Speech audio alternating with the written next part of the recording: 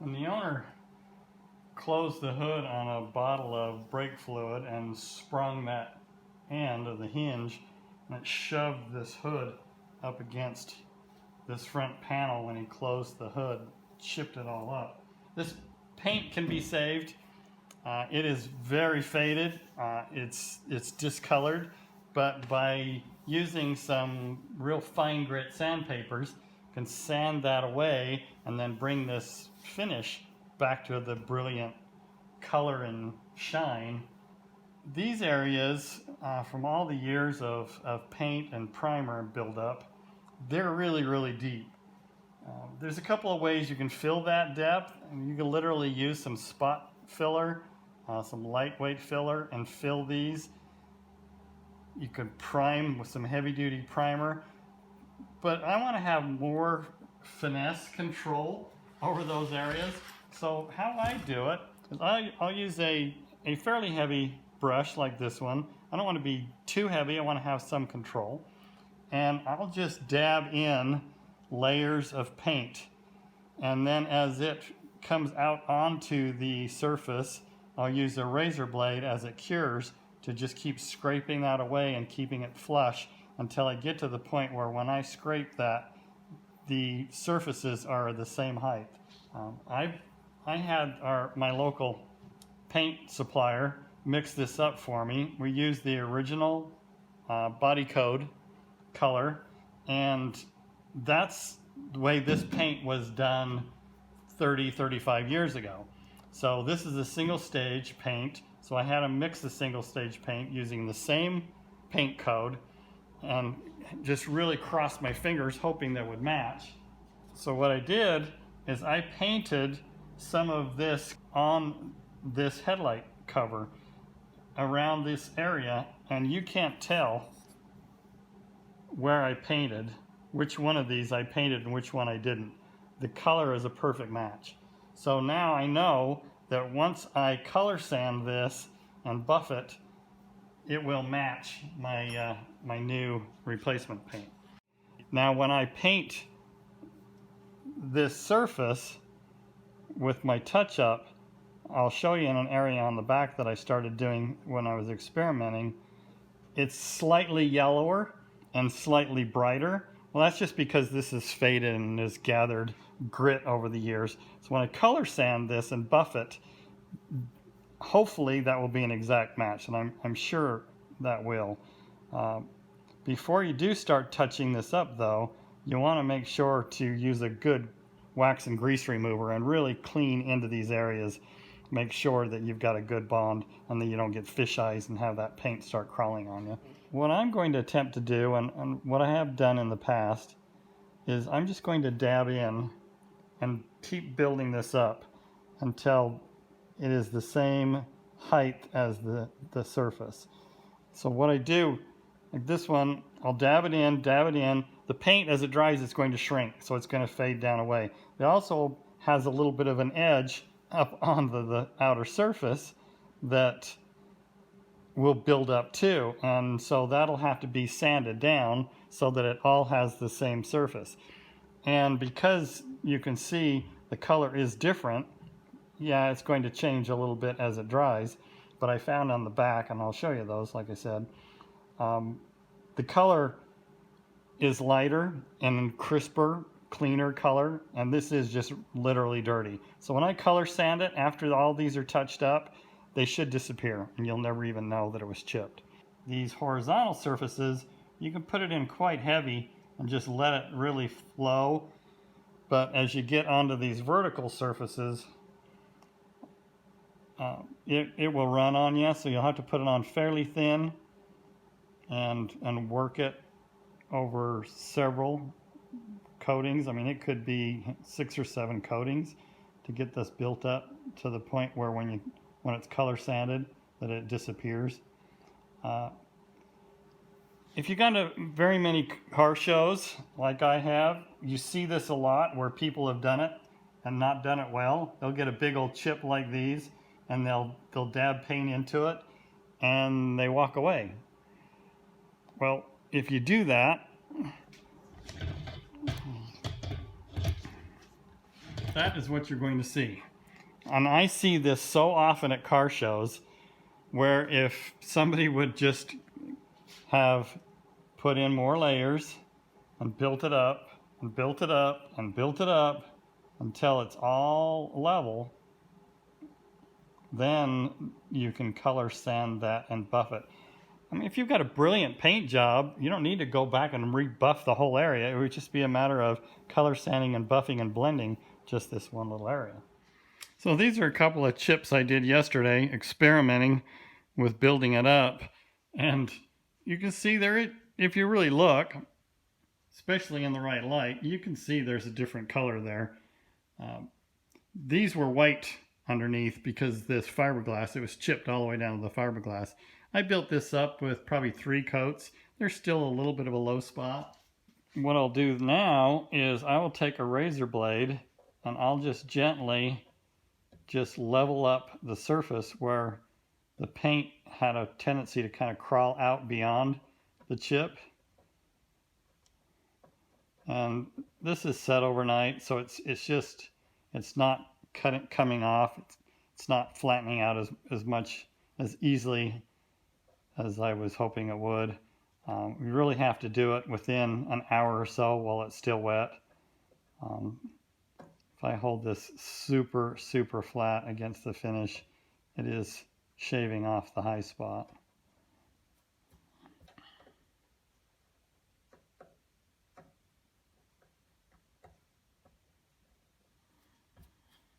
So now I can go back and hit this area again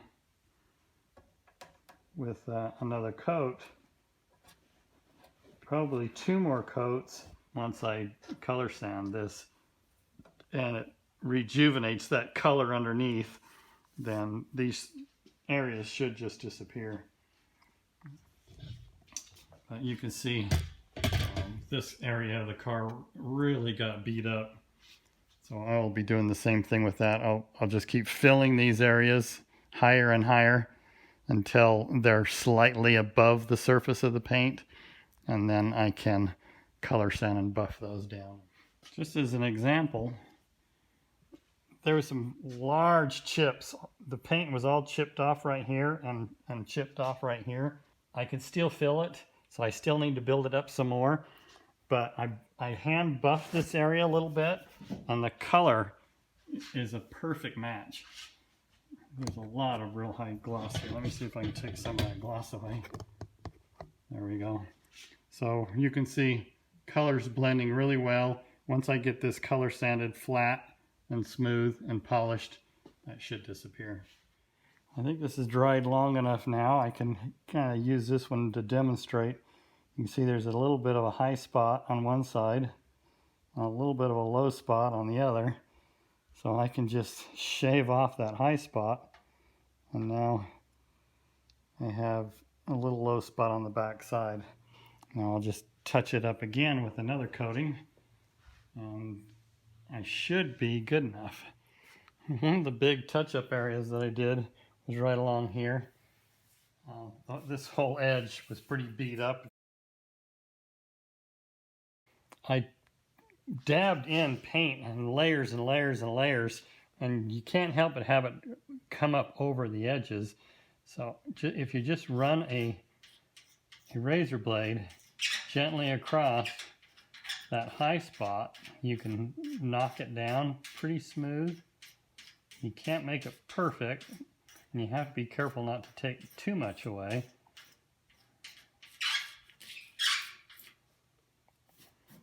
That pretty much shows I still have a low spot, so I'm going to have to dab in some more. But this gives me this gives me the opportunity to see just where I stand just by rubbing that across. You can see I took the emblem off. I want to be able to buff this area, and it's really difficult to buff around an emblem like this with all the detail. So when I color sand this whole area, I'll be able to knock this all smooth, and then I can hit it with the buffer. But for now, I'll build these up a little bit more. I just can't quite get the right light on here so you can see it. but there's a dent right here. There's just enough of a shadow here and here that what I want to do is I'm going to put pressure on the back side of the dent and hold it up as hard as I can, and then I'm going to tap it down with a hammer. Before I do that, this paint, since it's 35 years old, it chips super easy. So I'm going to heat it up.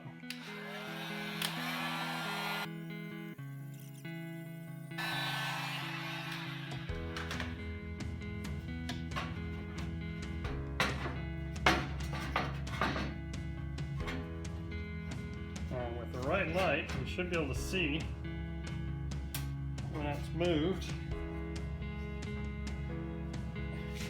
No, I'm not going to hit it with that.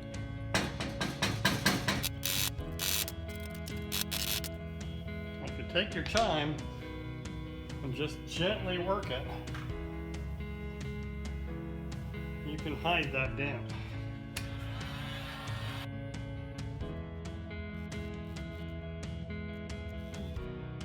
Well, it feels really good. I feel a little bit of a ripple. There's a dimple right here. I'm going to massage it from the back of the panel.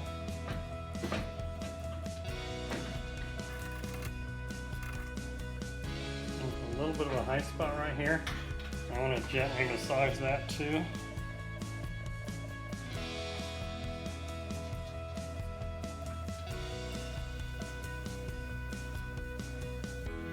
Since this is a light colored car, I'm confident that's just going to disappear. If this was a dark finish, I would have to really work this area to get it to where it didn't show up in just the right sunlight. But this feels really good. I'm confident that I've made this smooth enough now. And then once I polish it, that should disappear.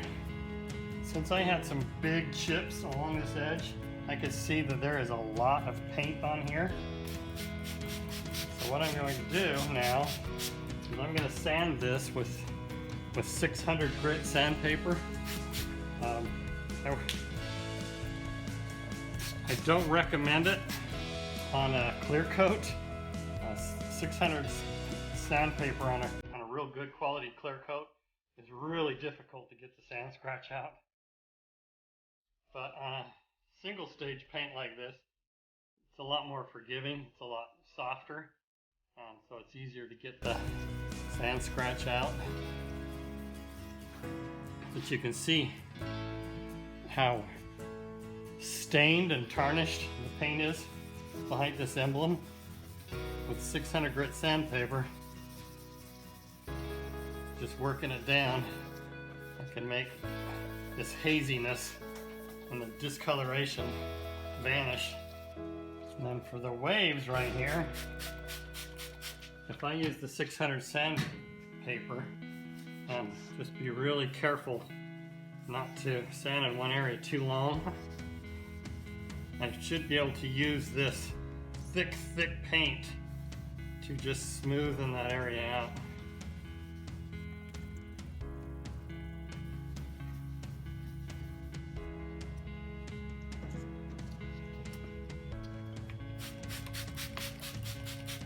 Now I'll go back with 1000 grit sandpaper and smooth out all that scratch. And you can hear it. As you're sanding, you can hear the scratchiness of the 1000 grit as it's trying to cut through the sand scratch from the 600. And then these areas that I filled with paint, there's a spot right here that I've got smooth enough, but it's still just a little bit ripply from dabbing it in and scraping it with the razor blade. So I'll sand those smooth, and it'll also get rid of the discoloration so that it matches the fresh paint. Again, If you're doing this with 600 sandpaper, on some finishes you've got to be really careful and experiment a little bit because you can sand through really quickly. And then again, go back with 1000 grit. Now, I know this front edge is really super thin, where all the years of being waxed and polished. I've got some areas along here that I've touched up from rock chips. Well, I will just gently, lightly brush across these areas. Doesn't take much. And what I have here is a 3000 grit sandpaper. And the 3000, you can really work away with it. I've never rubbed through or had any problem areas with a 3000. It's just basically polishing and getting the 1000 grit sandpaper scratches out. And then I have another one of these that is 5000 grit. And the 5000 grit just almost polishes it and prepares it for hitting it with the buffer. Somebody must have sat on this. I feel a dimple here, and I fixed this dimple here, so it's like butt cheeks. I'm gonna have to work this a little bit too.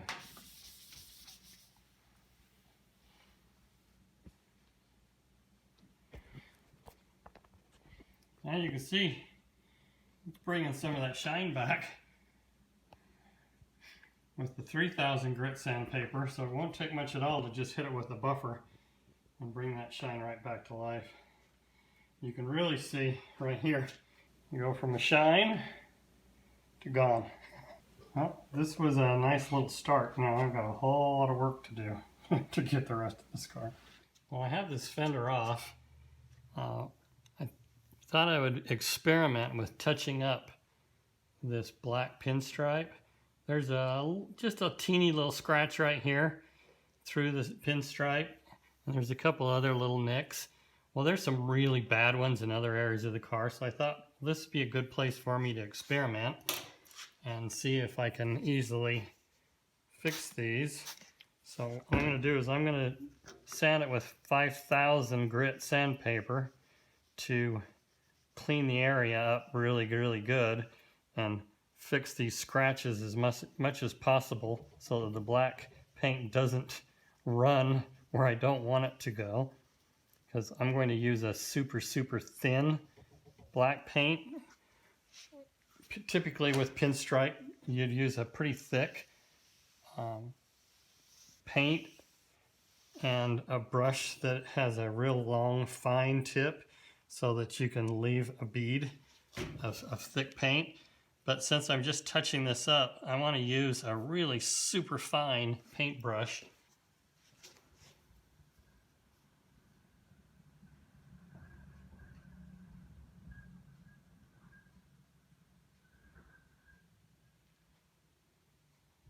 Wow, that was a lot easier than I thought. So as I get into larger areas, I am very confident now I'll be able to do this. So right here on both sides, the one on the other side is pretty much wiped out, but this one on this side, it's got some scratches and this is all buggered up. So I think this would be a really good test for me now to see if I can do it and hold a steady hand. I'll start by cleaning this up with, this is 5000 grit sandpaper.